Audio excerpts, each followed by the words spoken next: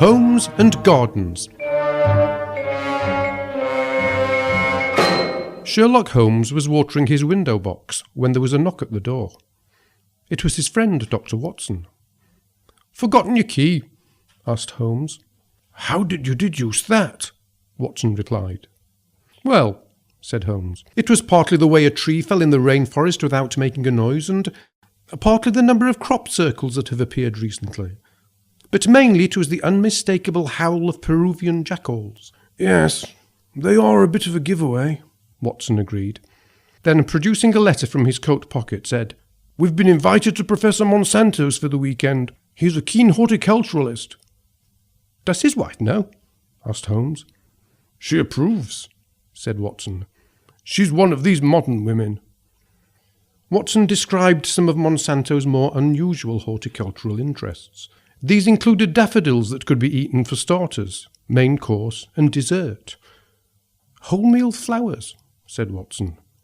"What are his other interests?"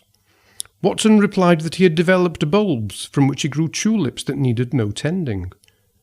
"Self-raising flowers," said Holmes. "Even better. Where does he live?" "He's got a pile at Greater Bottomley," said Watson, to which Holmes remarked that would probably mean he should take his black bag. They caught the 4:50 from Paddington, changed at St. Mary Mead, and were at Professor Monsanto's in time for dinner. Over dinner, Professor Monsanto expatiated on the benefits of genetic modification. He believed that it would one day be possible to cross a monkey with a dense thicket and get a bush that would run for president. Watson thought that this was pure fantasy, but by the end of the meal Holmes was beginning to suspect that there was nothing pure about Monsanto. The following morning, Watson found himself alone at breakfast. He wasn't very hungry, so he settled for a boiled egg, 2 rounds of toast, 4 rashers of bacon, a helping of kedgeree, and a pot of tea. After breakfast, he went into the garden, where he saw many strange things. There was a King Edward's on a chaise longue. It was a couch potato. The flowers were unusual colours. The roses were brown, the violets were grey, and the fuchsias orange. Then he spotted a strange-looking citrus tree. He approached it, muttering, "Wonder what this can be." "A lemon tree, my dear Watson," said a familiar voice. "Holmes!" exclaimed Watson. "But why the disguise?" Holmes explained that he believed that Monsanto meant to replace politicians with mutant vegetables. Watson found it hard to believe that anyone would notice the difference, but then a thought occurred to him.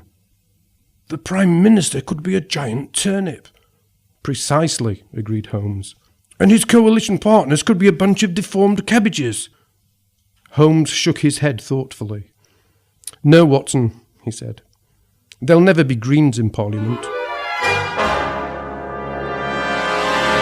As they were considering these appalling possibilities, Monsanto appeared from behind the potting shed.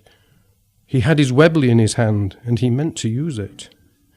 "You'll never get away with it," cried Holmes. "On the contrary," replied Monsanto. "I've already replaced half the cabinet with runner beans. The other half are has-beens. Soon you and your amanuensis will be fit only for spreading on the roses." This sounded like manure, and Holmes was about to say as much when Monsanto was surrounded by a pack of dogs, closely followed by Inspector Lestrade. They'd escaped from the police compound, and he was following a lead. "Arrest him!" cried Watson. "On what grounds?" sneered Monsanto. "The grounds of Great Bottomley." "You'll never take me alive." "As you wish," said Lestrade. He was years ahead of his time, and only too keen to show that the police are a service, not a force, and drilled a neat hole in Monsanto with a neat drill that he'd found in the greenhouse. "Tell me," said Watson, as they sat in the train on the return journey, "what made you suspect Monsanto?" "Well," said Holmes, "it was partly the saucy laughter coming from the cucumber frames, and partly the way the lilies winked at me as I passed. But mainly it was what I found in the gazebo. This is from the Moriarty Institute of Garden Management. and world domination.